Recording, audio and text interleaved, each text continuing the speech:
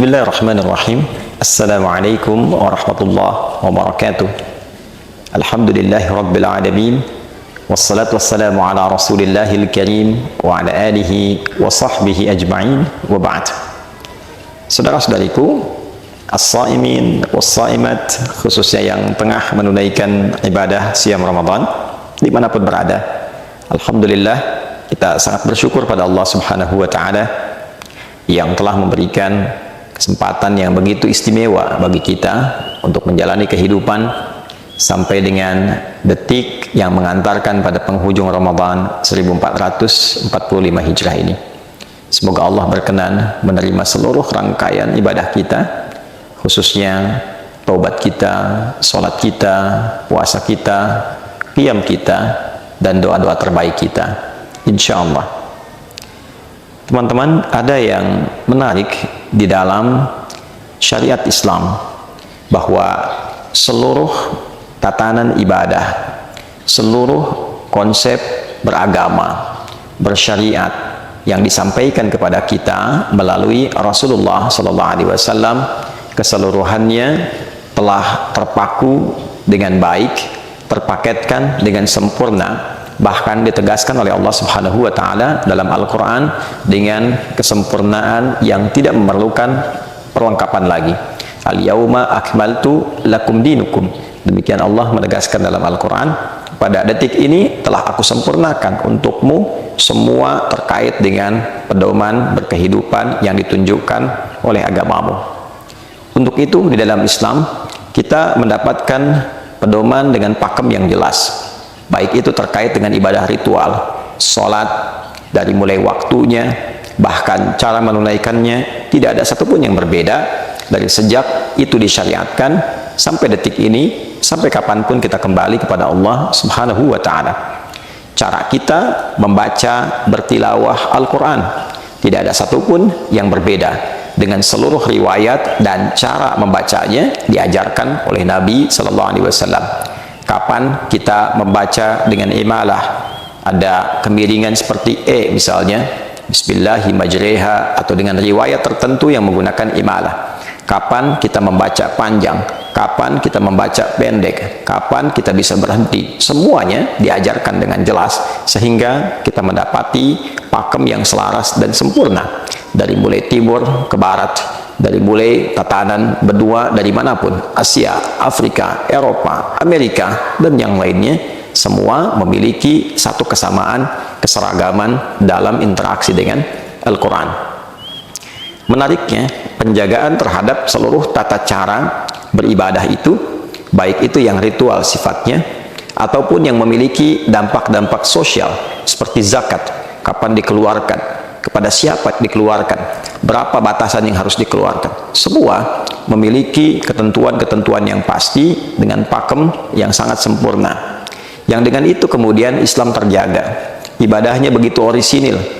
Bahkan giat kita pun dari mulai bangun tidur sampai dengan tidur kembali memiliki aturan-aturan yang sangat jelas. Ada ruang-ruang untuk kita berkreasi, berekspresi dalam urusan dunia, tapi panduan-panduan yang mengatur itu dan menjadikan itu menjadi ibadah terukur dengan sempurna, teriwayatkan dari mulai penyampai aslinya, penjelas, bahkan pencontohnya, yaitu Rasulullah SAW, sampai kini setelah 15 abad, sampai kapanpun, bahkan sampai saat kita kembali kepada Allah Subhanahu wa ta'ala. Penjagaan dari semua ajaran itu, yang selain menunjukkan kebenaran ajaran Islam, mustahil ada satu ajaran terjaga dengan sempurna dari kitabnya, dari tata cara ibadahnya, dari interaksinya, dari mulai diajarkan pertama, melintasi ruang, waktu, zaman yang berbeda, tantangan yang tidak sama, dan masih serupa, mustahil ada karya manusia. Itu menunjukkan kebenaran risalah Islam. Di saat yang sama, itu juga menunjukkan penjagaan terhadap kemurnian syariat ini, sehingga dicegah kemudian hari akan ada orang-orang yang dengan kreatif misalnya, mencampur adukan atau memasukkan dan mencoba untuk bisa, misal, menghadirkan hal-hal baru dalam beragama yang sesungguhnya sudah diatur dengan baik, termasuk dalam penentuan awal Ramadan, dalam penentuan awal Idul Fitri ataupun Idul Adha. Masya Allah, kita mendapatkan petunjuknya. kita mendapatkan ajarannya yang terjaga dari dulu sampai dengan kini. Penjagaan silsilah riwayat itulah yang disebut dengan isnad, atau disebut juga dengan sanad. Sesuatu yang terverifikasi, tersambung transmisinya dari mulai penyampai pertama yang mencontohkan, meneladani kepada kita semua, yaitu Rasulullah Sallallahu Alaihi Wasallam. Sosoknya ada, situsnya masih ada sampai sekarang, ajarannya masih ada dan terjaga sampai dengan kini. Itulah sanad. Ada komentar menarik dari seorang alim, allamah, seorang begawan pengetahuan di eranya, yaitu Al-Imam Muhammad Ibn Mubarak, saat beliau memberikan penilaian yang sangat luar biasa pada silsilah transmisi penjagaan syariat ini. Al-isnadu minad din, laula al-isnad laqala man syaa ma syaa. Isnad itu silsilah transmisi penjagaan riwayat sampai kini, sampai kapanpun, itu bagian yang sangat penting dan pokok minad din, dari agama, dari ad-din, dari Islam. Laulal isnad, bila tidak ada pola penjagaan seperti ini, laqala man syaa ma syaa. Tentu setiap orang bisa berkreativitas, ingin mengatakan apa yang dia kehendaki tentang apa yang dia inginkan. Itulah yang menjadikan Islam begitu istimewa. Tidak ada orang kreatif menunaikan sholat subuh dari 2 menjadi 3 misalnya, atau dikurangi 1, atau dari takbir langsung sujud, bangkit lagi langsung ruku. Tidak ada, semua teratur, semua terukur. Itulah sanad. Pun demikian ketika kita akan memasuki bulan suci Ramadan, ada aturannya. Diberikan 2 tata cara. Yang ingin mudah, yang bisa menjangkau di titik-titik yang bisa dilakukan, silahkan melihat, namanya ru'yat. Kapan hilal muncul? Di akhir bulan, begitu tenggelam kemudian matahari, dilihat. Jika terlihat hilal di akhir bulan, setiap tanggal 29 dari bulan-bulan Hijriah, muncul hilalnya, maka bisa dipastikan keesokan harinya adalah hari baru di bulan yang baru. Bila tidak tampak, genapkan. Bilangan bulan itu menjadi 30, lusanya adalah hari baru, bulan baru. Jika punya kemampuan, Anda bisa menghitung, diukur, dilihat, dicek sampelnya, dan menjadi penanggalan-penanggalan yang terukur. Itulah yang disebut dengan hisab. Dulu orang sholat juga meru'yat, ru'yat bayangan matahari, tanam tongkat, lihat ukuran seperti ini, tibalah waktu zuhur. Yang demikian ini asar, yang begini maghrib sampai dengan selesai. Sekarang kita alihkan itu kepada hitungan-hitungan yang terukur dengan presisi tinggi, maka lahirlah ilmu hisab. Sekarang orang tanya, jam berapa sholatnya? Sekarang orang tanya, kapan sholatnya? Orang tidak bertanya bagaimana menanam tongkatnya dan melihat bayangannya. Intinya, bisa dilakukan dengan ru'yat, bisa dilakukan dengan hisab. Dua-duanya dalilnya ada, ayat tentang itu juga ditemukan, hadis, isyarat, bahkan praktek, itu semua juga bisa disaksikan. Praktek ru'yat ada, dan menunjuk kepada hisab pun isyaratnya kita temukan.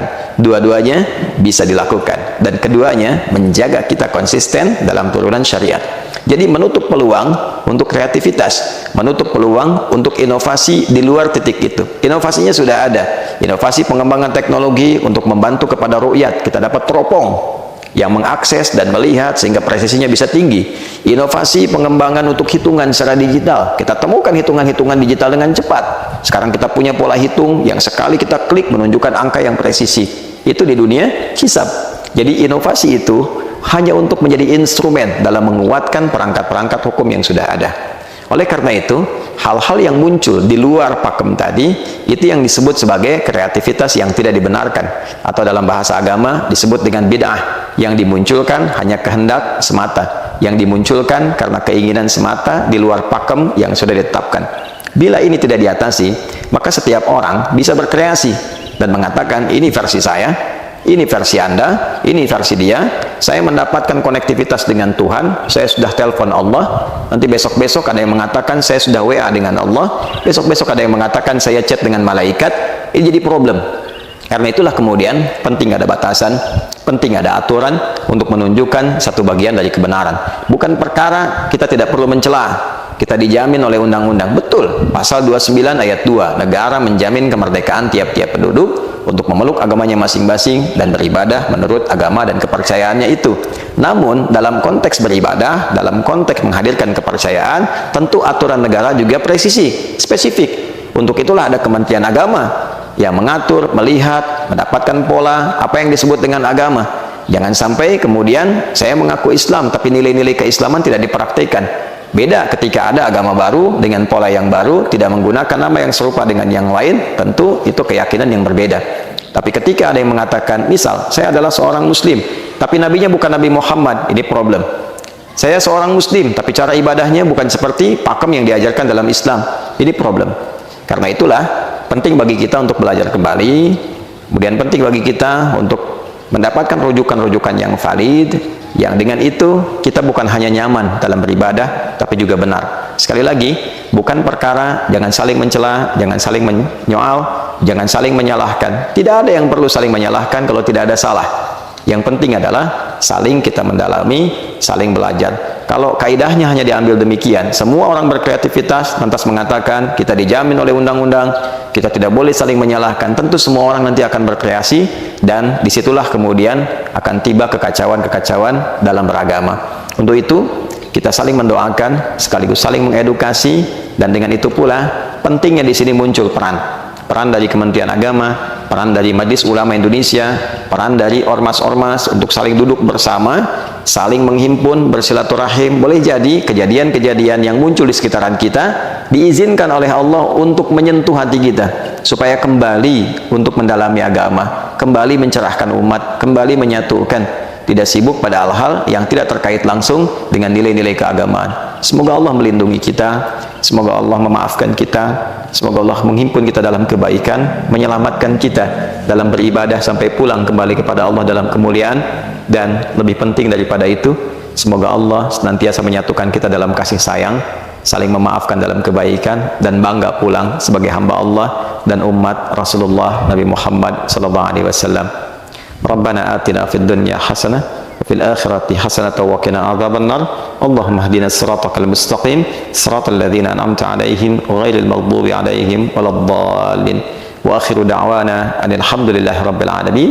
Assalamualaikum warahmatullahi wabarakatuh.